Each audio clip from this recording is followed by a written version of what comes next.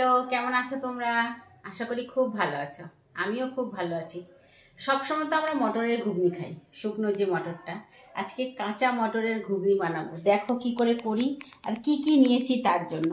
মটর আর আলু ছোট ছোট করে কেটে সেটাকে হালকা গরম মানে বয়েল করে খুব একটা হালকা বয়েল করেছি করে।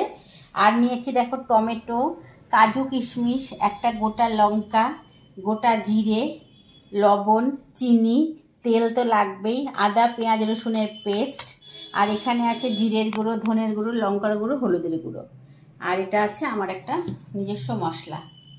চলো তাহলে কি করে করি দেখাই। তেলটা তেতে গেছে, দেখো এবার শুকনো লঙ্কাটা দিয়ে দিলাম আর গোটা জিরেটা ফোড়নে দিয়ে দিলাম।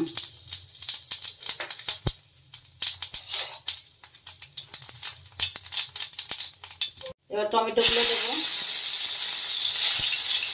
আর লবণ দিয়ে দেবো, তাহলে তেলটা ছিটবে না।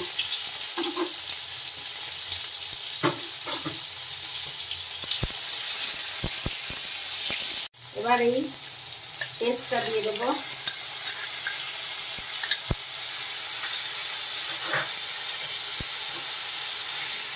এবার এই মশলাগুলো দিয়ে দেবো।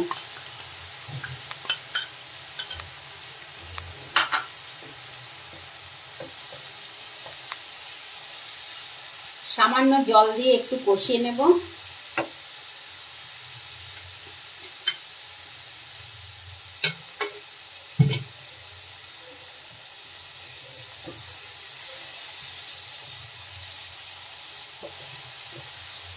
এর মধ্যে এবার কাজু কিশমিশটা দিয়ে দেবো।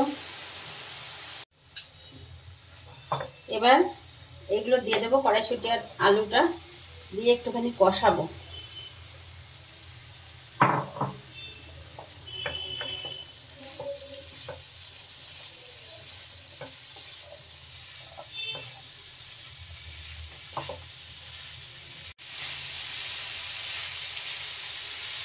এবার একটু জল দিয়ে আবার কষাবো।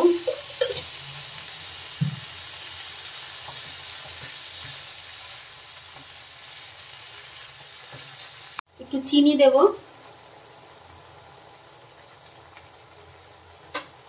হাতা দিয়ে একটু চেপে চেপে দেবো আলুগুলো, যাতে একটু মাখা মাখা হয় ঘুগনিটা।